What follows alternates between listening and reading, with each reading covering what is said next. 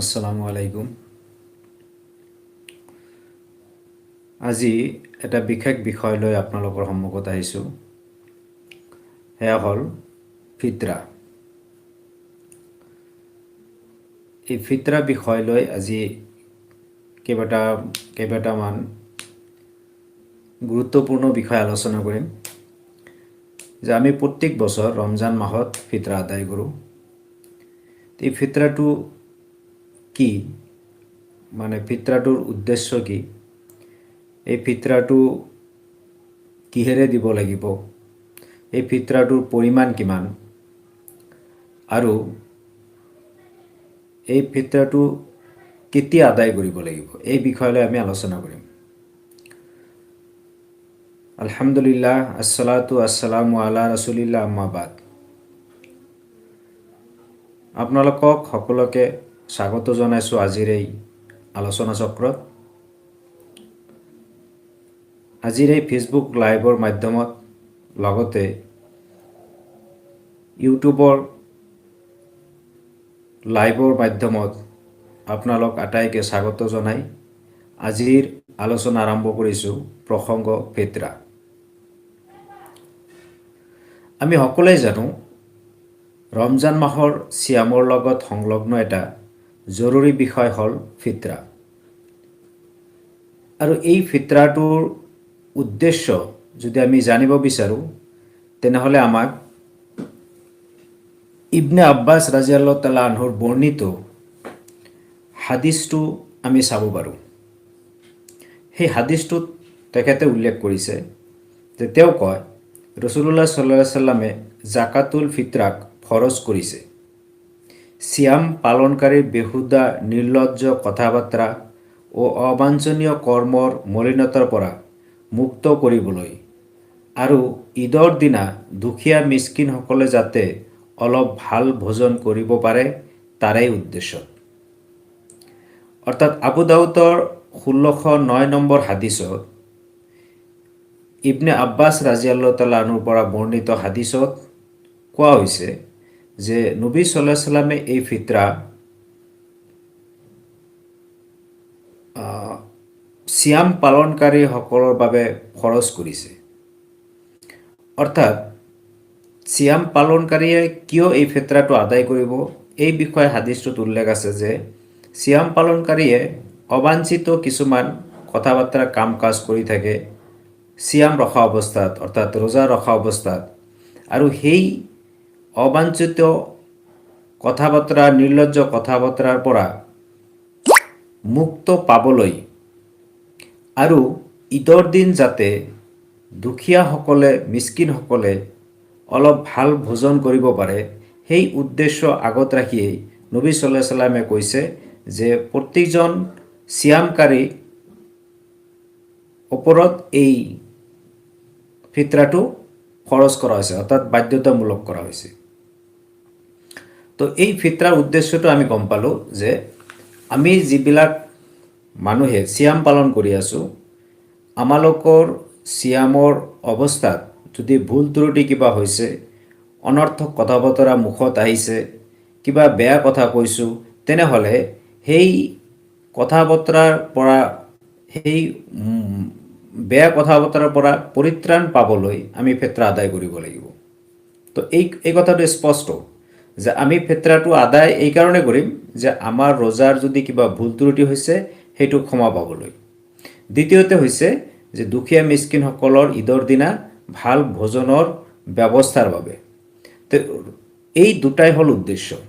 তো ফিতৰাৰ উদ্দেশ্য হ'ল দুটা।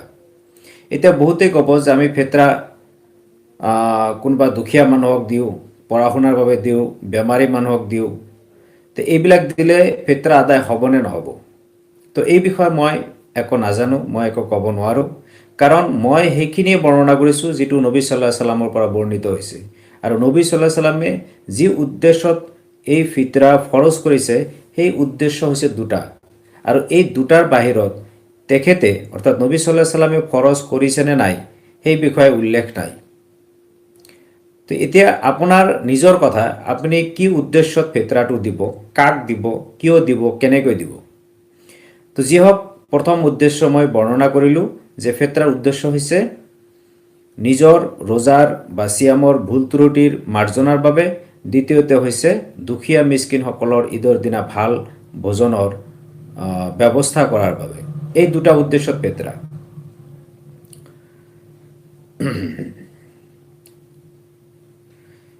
এতিয়া এই ফিতৰাটো আমাৰ সমাজত যিটো প্ৰচলিত হৈ আছে, যে আমি দেখা পাওঁ 10-12টা ৰমজানৰ সিয়াম অতিবাহিত হোৱাৰ পিছত দুখীয়া মিসকিনসকল, ভিকাৰীসকল এইবিলাক আমাৰ ঘৰে ঘৰে আহি ফিতৰা মাগি ফুৰে। তো এইটো কিমান দূৰ সমীচীন? তো এই বিষয়ে এটা হাদিস আছে যে ফিতৰা আদায়ৰ দায়িত্ব কিন্তু আপোনাৰ। আপুনি ফিতৰাটো আদায় কৰিব লাগিব। দুখীয়া মিসকিনসকল আপোনাৰ ঘৰত আহি বিচাৰিব নালাগে। আপুনি দুখীয়া মিসকিনসকলৰ ঘৰত যাই সিহঁতক ফিতৰাটো আদায় কৰা, এইটো আপোনাৰ দায়িত্ব। আৰু এই পদ্ধতিটো মোৰ বা আপোনাৰ পদ্ধতি নহয়, এইটো বিশ্বনবী হজৰত মুহাম্মদ সাল্লাল্লাহু আলাইহি সাল্লামৰ আদৰ্শ। আৰু এই আদৰ্শ মতে আপুনি দুখীয়া মিসকিনসকলৰ ঘৰত গৈ সিহঁতক ফিতৰাটো আদায় দি আহিব। দ্বিতীয় হৈছে ফিতৰা কেতিয়া আদায় কৰা বাঞ্ছনীয়। ইমাম বুখাৰীৰ ৰহমাতুল্লাহ আলাইহি ৰসুল সাল্লাল্লাহু আলাইহি সাল্লামৰ হাদিস এটা উল্লেখ কৰি কয় যে হাদিসটো বৰ্ণনাকাৰী হৈছে ইবনু উমৰ ৰাদিয়াল্লাহু তাআলা আনহু। তেখেতে কৈছে নবী সাল্লাল্লাহু আলাইহি সাল্লামে লোকসকলক ঈদৰ সালাতৰ উদ্দেশ্যত যাত্ৰা কৰাৰ পূৰ্বেই সাদাকাতুল ফিতৰ আদায় কৰাৰ নিৰ্দেশ দিয়ে। এইটো আছে বুখাৰীৰ 1509 নম্বৰ হাদিস। অৰ্থাৎ কেতিয়া আদায় কৰিব? যে ঈদৰ সালাতৰ পূৰ্বত, অৰ্থাৎ ঈদৰ সালাত পঢ়িব যাব তাৰ আগত আপুনি ফিতৰাটো আদায় কৰিব লাগিব। ঈদৰ সালাতৰ পিছত যদি কোনোবাই আদায় কৰে তেনেহ'লে সেইটো ফিতৰা হিচাপে গণ্য নহয়।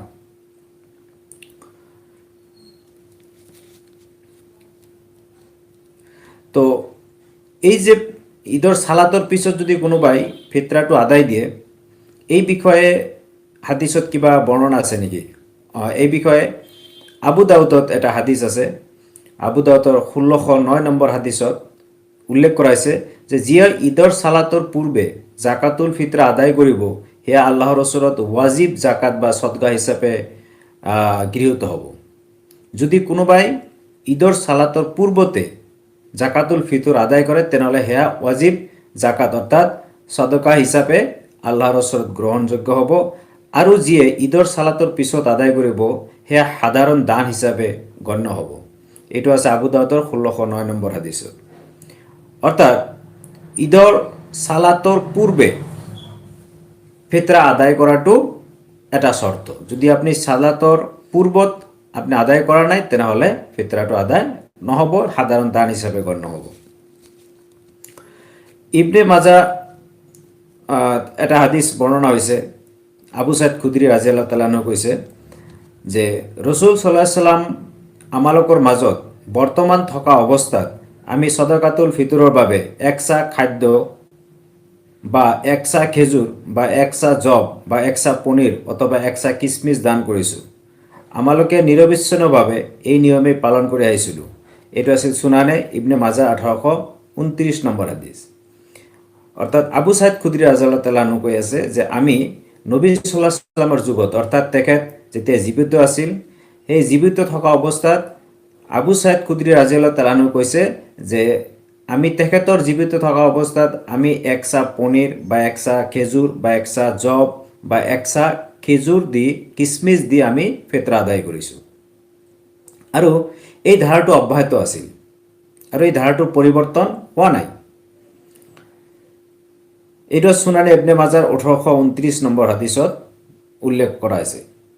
তো ইয়াৰ পৰা স্পষ্ট যে উক্ত প্ৰকাৰৰ খাদ্যদ্ৰব্য ফিতৰা আদায় কৰা বাঞ্ছনীয় বা সুন্না। তা আমি যিকেইটা খাদ্যদ্ৰব্যৰ নাম ইতিমধ্যে আমি শুনা পালোঁ, এইকেইটা খাদ্যদ্ৰব্যৰে যদি আমি আদায় কৰোঁ তেনেহ'লে সেয়া আমাৰ বাবে গ্ৰহণযোগ্য হ'ব, এইটো সুন্না হিচাপত প্ৰতিষ্ঠিত হ'ব। তো এই খাদ্যদ্ৰব্যৰেদি আমি ফিতৰাটো আদায় কৰিব লাগিব। এইটো হৈছে নবী সাল্লাল্লাহু আলাইহি সাল্লামৰ সুন্না। এতিয়া আমি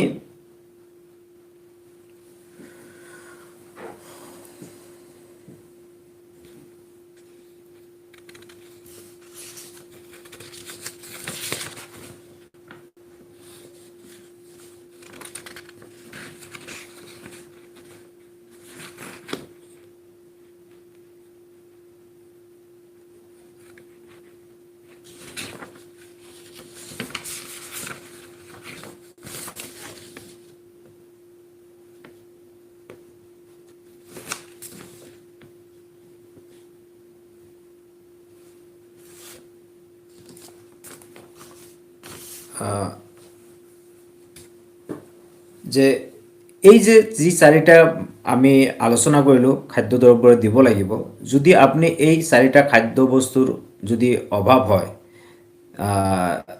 তেনেহ'লে আপুনি কি কৰিব?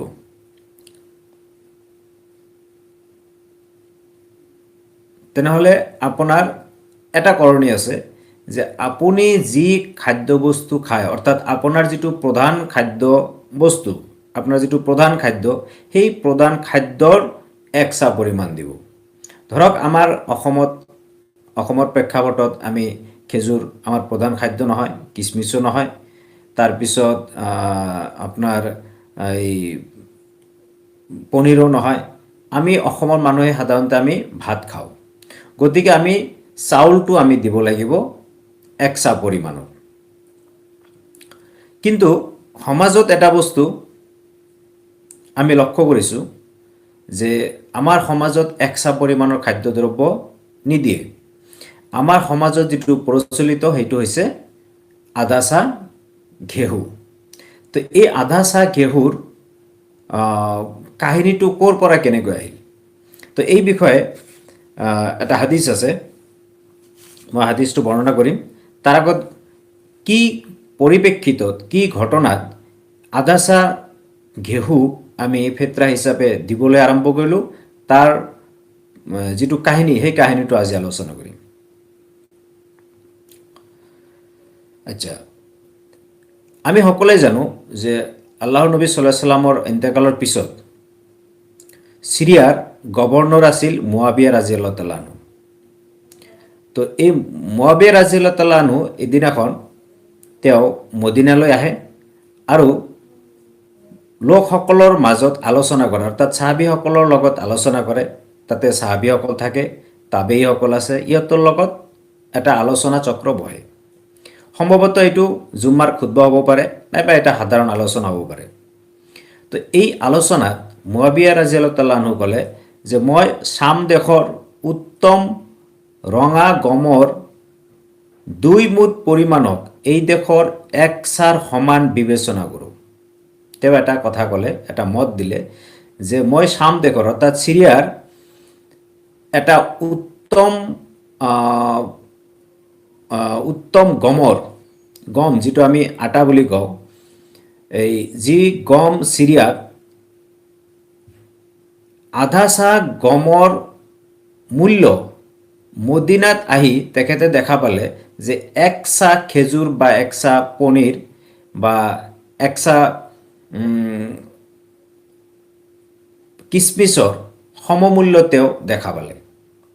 অৰ্থাৎ ঘটনাটো এনেকুৱা যে মদিনাত, ধৰি লৈছোঁ মদিনাত একচা গমৰ দাম 10 টকা, কিন্তু মদিনাত একচা খেজুৰৰ দাম 5 টকা। অৰ্থাৎ তেওঁ কৈছে যে কোনোবাই যদি গম দিব বিচাৰে তেনেহ'লে যিহেতু খেজুৰৰ মূল্যৰ তুলনাত গমৰ মূল্য দ্বিগুণ, গতিকে গমৰ আধা চাহ দিলেও খেজুৰৰ একচা সমতুল্য হৈ যাব আৰু ফেতৰা আদায় হৈ যাব। তেখেতে এই কথাটো আলোচনা চক্ৰত ক'লে, কিন্তু সেই আলোচনা চক্ৰত আবু ছাইদ খুদৰী ৰাদিয়াল্লাহু তাআলা আনহু উপস্থিত আছিল। তেখেতে প্ৰতিবাদ কৰি ক'লে যে মই নবী সাল্লাল্লাহু আলাইহি সাল্লামৰ জীৱন দশাত একচা পৰিমাণৰ খাদ্যদ্ৰব্যৰে আমি ফেতৰা দিছিলোঁ, গতিকে মই একচা পৰিমাণৰ ফেতৰা আদায় কৰিয়ে থাকিম। কিন্তু কথাটো হৈছে সেই সময়ত বহুতো সাহাবী মুআবিয়া ৰাদিয়াল্লাহু তাআলা আনহুৰ উক্ত মতামতটো গ্ৰহণ কৰিছিল, কিন্তু আবু ছাইদ খুদৰী ৰাদিয়াল্লাহু তাআলা আনহু গ্ৰহণ কৰা নাই। তো এই প্ৰেক্ষাপটত আমি ক'ব পাৰোঁ যে মুআবিয়া ৰাদিয়াল্লাহু তাআলা আনহুৰ যিটো ইস্তেহাদ বা যিটো মতামত, এইটো সকলো সাহাবীয়েই মানি লোৱা নাছিল, অৰ্থাৎ এইটো ইজমা হোৱা নাছিল। যেহেতু ইজমা ইছলামৰ এটা পাৰ্ট, এটা অংশ, গতিকে ইজমা হ'লে আমি এইটো মানি ল'ব পাৰিলোঁ হয়, কিন্তু ইজমা হোৱা নাই। আবু ছাইদ খুদৰী ৰাদিয়াল্লাহু তাআলা আনহু ইয়াৰ প্ৰতিবাদ কৰি কৈছে যে মই নবী সাল্লাল্লাহু আলাইহি সাল্লামৰ যুগতো একচা পৰিমাণৰ খাদ্যদ্ৰব্য দিছোঁ, মই আজিও দিম, অহাকালিও দিম, মই একচাৰ বাহিৰে মই আৰু বেলেগ কোনো পন্থা অৱলম্বন নকৰোঁ। এতিয়া এটা পৰ্যালোচনা কৰোঁ যে মুআবিয়া ৰাদিয়াল্লাহু তাআলা আনহু মতামত দিছিলে সেই সময়ত, যি সময়ত ঘেঁহুৰ মূল্য বা গমৰ মূল্য খেজুৰৰ মূল্যৰ দুগুণ আছিল। আজিৰ যুগত যদি আপুনি গমৰ মূল্য চায় আৰু খেজুৰৰ মূল্য চাব, আকাশ জমিন পাৰ্থক্য হৈ আছে। অৰ্থাৎ ভাল মানৰ যদি আপুনি এক চাক খেজুৰ লয়, এক চাক খেজুৰ যদি ভাল মানৰ লয়, আপোনাৰ ৩,০০০ টকামান গুচি যাব। আৰু যদি ভাল মানৰ গম যদি একচা পৰিমাণৰ লয়, আপোনাৰ সৰ্বোচ্চ ১৫০ টকামান যাব। তেনেহ'লে যদি আজি আমি যদি গম দিব বিচাৰোঁ, তেনেহ'লে খেজুৰৰ তুলনাত গমৰ দামটো বহুত কমি গৈছে। গতিকে এইটো আমি যদি দিব বিচাৰোঁ, তেনেহ'লে মুআবিয়া ৰাদিয়াল্লাহু তাআলা আনহুৰ যিটো মতামত, সেই হিচাপে আমি গম বহুত বেছি পৰিমাণৰ দিব লাগিব। প্ৰায় ১০ চাহ বা ১২ চাহ পৰিমাণৰ আমি গম দিব লাগিব। গতিকে মুআবিয়া ৰাদিয়াল্লাহু তাআলা আনহুৰ যিটো ইজতিহাদ, যিটো মতামত, সেইটো সেই সময়ৰ বাবে হয়তো প্ৰযোজ্য আছিল। কিন্তু আজিৰ যুগত যিহেতু মূল্যৰ তাৰতম্য ঘটিছে, গতিকে আমি সেই মূল্য হিচাপত আমি আধা চাহ ঘেঁহু দিলে এইটো আজিৰ যুগত মূল্যৰ হিচাপত এইটো সম্ভৱ নহ'ব। গতিকে আমি সদায় এটা কথা চিন্তা কৰিব লাগিব যে আমি নবী সাল্লাল্লাহু আলাইহি সাল্লামৰ সুন্নত অনুযায়ী আমল কৰিব লাগিব। য'ত নবী সাল্লাল্লাহু আলাইহি সাল্লামৰ সুন্নত প্ৰতিষ্ঠিত হৈ আছে, তাতে আমি আন মানুহৰ বা কোনোবা ইমামৰ মতামত গ্ৰহণ কৰা সমীচীন নহ'ব। কাৰণ নবী সাল্লাল্লাহু আলাইহি সাল্লামৰ সুন্নত দি গৈছে যে একচা পৰিমাণৰ খাদ্যদ্ৰব্য আমি দিব লাগিব। তো ইয়াতেও বহুত মানুহে কৈ আছে যে এতিয়া আমি ফিতৰাটো খাদ্যদ্ৰব্যৰে দিম না ফিতৰাৰ একচাৰ মূল্য বা আধা চাৰ মূল্য আমি মূল্য হিচাপে টকা বা পইচা বা কাৰেঞ্চিৰে আদায় কৰিম। তো ইয়াৰ পক্ষে বহুতে মতামত দিয়ে যে টকাৰে দিলেও হৈ যাব, কিন্তু টকাত ফিতৰা দিলে আদায় হ'ব বুলি নবী সাল্লাল্লাহু আলাইহি সাল্লামৰ পৰা কোনো হাদিছ নাই, কোনো সুন্নাত কোনো দলিল পোৱা নাযায়।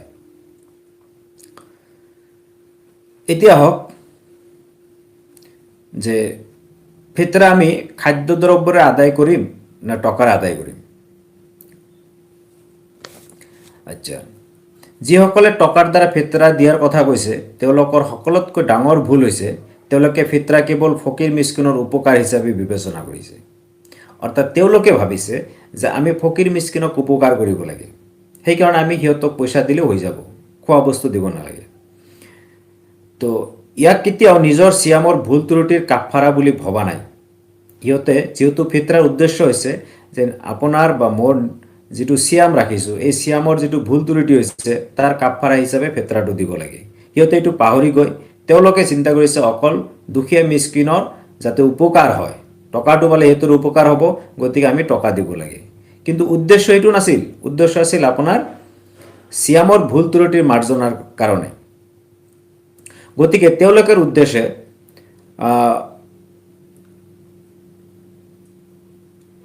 আবু দাউদৰ 1371 নম্বৰ হাদিছত এটা হাদিছ উল্লেখ কৰিছোঁ যে ফিতৰা হৈছে চিয়াম পালনকাৰীৰ কাৰণে তেওঁৰ ভুল ত্ৰুটিৰ পৰা পবিত্ৰতা স্বৰূপ আৰু মিস্কিনসকলৰ কাৰণে খাদ্যস্বৰূপ। চাওক, যিসকলে টকাৰে দিব বিচাৰিছে, এতিয়া টকাৰে দিলে হ'ব নে নহ'ব নাজানো, কিন্তু খাদ্য বস্তুৰে দিলে যে হ'বই হ'ব এইটো চূড়ান্ত, কাৰণ এইটো নবী সাল্লাল্লাহু আলাইহি সাল্লামৰ আদৰ্শ, ইয়াত কোনো সন্দেহ নাই। কিন্তু টকাৰে দিয়াৰ ক্ষেত্ৰত সন্দেহ থাকি যাব, কিয়নো ফিতৰাটো হৈছে নিজৰ চিয়ামৰ ভুল ত্ৰুটিৰ মাৰ্জনাৰ কাৰণে, নিজক পবিত্ৰ কৰাৰ কাৰণে আৰু মিস্কিনসকলৰ খাদ্যৰ কাৰণে। মিস্কিনসকলৰ বেলেগ কোনো সমস্যাৰ বাবে ফিতৰাটো গ্ৰহণযোগ্য নহয়। আৰু এটা বস্তু মনত ৰাখিব যে আমি যে টকাৰে দিম, তো ফিতৰাৰ পৰিমাণটো হৈছে চাহ। আমি জানো চাহ সদায় খাদ্যবস্তুৰ বা খাদ্যদ্ৰব্যৰ এটা মাপকাঠি হৈছে চাহ, আৰু টকাৰ মাপকাঠি কেতিয়াও চাহ নহয়। গতিকে আমি যদি টকাৰে দিওঁ, টকাৰে দিলে এইটো চাহ হিচাপত নহ'ব, এইটো টকাৰ এটা কাৰেঞ্চি আহিব। গতিকে যেহেতু ফিতৰাটো হৈছে খাদ্যদ্ৰব্যৰ এটা পৰিমাপক হৈছে চাহ, গতিকে আমি চাৰে আদায় কৰিব লাগিব। এই বস্তুটো ইয়াতে পৰিষ্কাৰ। এতিয়া আহোঁ যে এক চাহ পৰিমাণৰ খাদ্যদ্ৰব্য এইটো কিমানখিনি হয়, খেজুৰৰ কিমান বা চাউলৰ কিমান বা বাৰ্লিৰ কিমান। তো যে এক চাহ, আমি এটা বস্তু লক্ষণীয় যে যেতিয়া আমি ফিতৰাৰ কথা আমাৰ মনলৈ আহে বা আমি শুনা পাওঁ যে ফিতৰা আমাক আদায় কৰিব লাগিব, তেতিয়া আমাৰ মনলৈ এটা প্ৰশ্ন আহে যে এইবাৰ ফিতৰাৰ পৰিমাণ কিমান, এইবাৰ ফিতৰাৰ পৰিমাণ কিমান ধাৰ্য কৰা হৈছে। হয়তো বহুতে কয় 70 টকা, কোনোবা জেগাত 80 টকা, কোনোবা জেগাত 90 টকা, কোনোবা জেগাত 60 টকা। এনেকৈ এটা আমাৰ মগজুত সোমাই গৈছে যে ফিতৰা মানে হৈছে টকাৰ পৰিমাণ। কিন্তু আমি যদি সঁচাকৈ ফিতৰাৰ পৰিমাণটো জানিব বিচাৰোঁ, তেনেহ'লে ফিতৰাৰ পৰিমাণটো হৈছে এনেকুৱা যে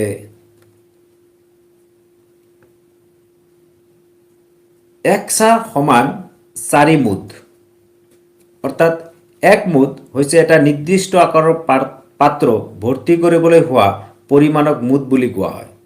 সাধাৰণতে আমি ব্যৱহাৰ কৰা পিয়লা বা মগ জাতীয় বিশেষ পাত্ৰ, যাৰ আনুমানিক পৰিমাণ 2 হাত মোনাজাতৰ নিচিনা একত্ৰিত কৰি তাতে যিখিনি খাদ্যদ্ৰব্য ল'ব পাৰি, এইটো হৈছে এক মুঠ।